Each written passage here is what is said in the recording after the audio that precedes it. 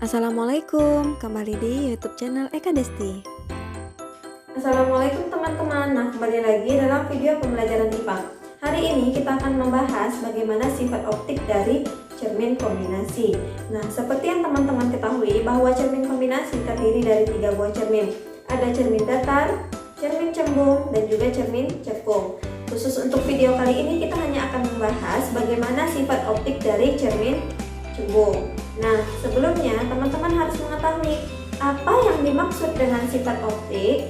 Nah, sifat optik adalah sifat dari suatu material yang diklasifikasikan berdasarkan responnya terhadap datangnya cahaya.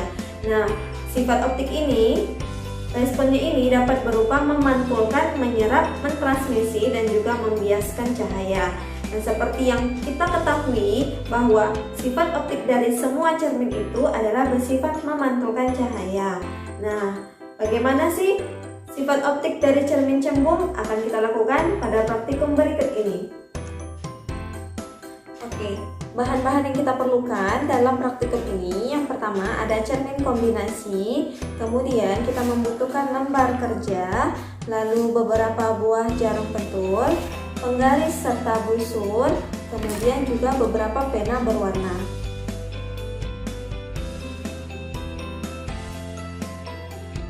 Langkah pertamanya kita buat dulu garis mengikuti lengkungan cermin. Nah, garisnya kita buat seperti ini ya.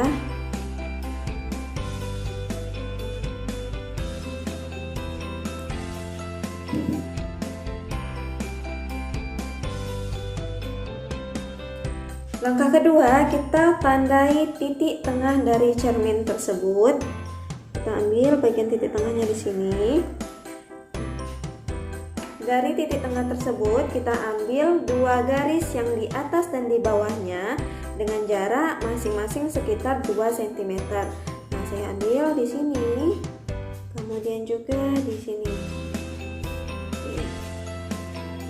Sebelumnya, karena kita mengetahui bahwa cermin ini adalah cermin cembung, maka kita arsir bagian belakang dari cermin.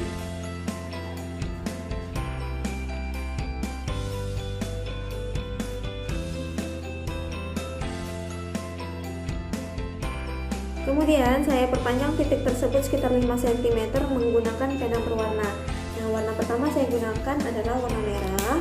Lalu, untuk yang kedua, boleh kita gunakan warna lainnya. Begitu juga untuk titik yang ketiga.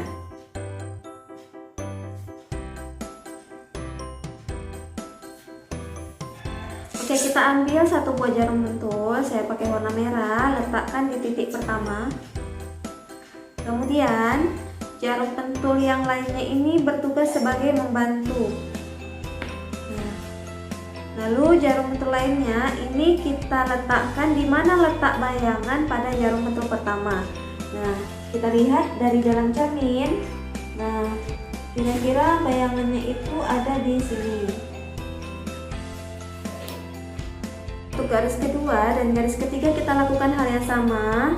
Kita letakkan jarum pentul berwarna biru untuk titik kedua. Kemudian kita ambil juga jarum pentul berwarna biru, kita letakkan di sini. Baru kemudian kita cek di mana bayangan pada pentul pertama ini. Nah, bayangannya itu kira-kira di sini ya. Hati-hati sekali. Kemudian untuk yang terakhir sama juga, kita letakkan di titik ketiga.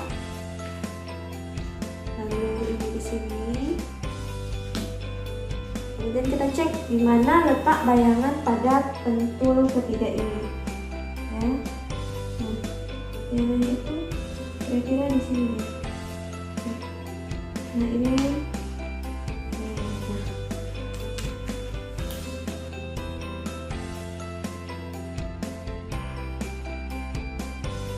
Oke, selanjutnya kita gambarkan garis-garis dari titik-titik yang tadi kita buat ya. Nah, oke. Jadi yang pertama ini itu sebagai sinar datang ya. Kemudian karena dari titik ini dipantulkan ke sini, hubungkan garisnya, maka ini sinar pantulnya. Oke, boleh kita panjangkan lagi. Nah, kemudian begitu juga untuk yang kedua. Yang kedua, karena dia ini kalau kita perhatikan letaknya segaris, maka itu dia sinar datang, kemudian juga ada sinar pantul, ya. Nah, untuk garis ketiga juga sama, hubungkan.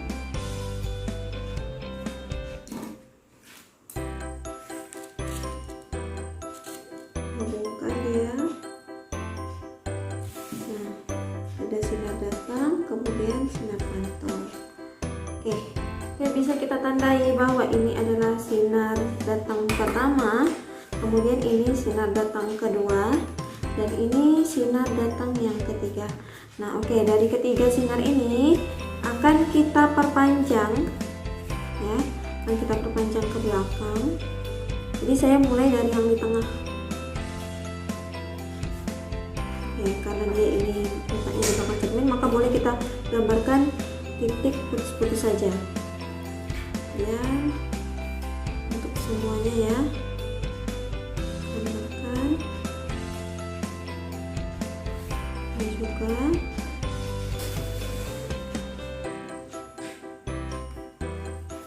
Oke, sampai akhirnya bertemu satu titik. Nah, satu titik ini yang kemudian kita katakan sebagai titik fokus. Terakhir kita tinggal isi hasil eksperimennya. Nah, di sini dikatakan bahwa satu cermin cembung akan titik-titik berkas cahaya yang datang.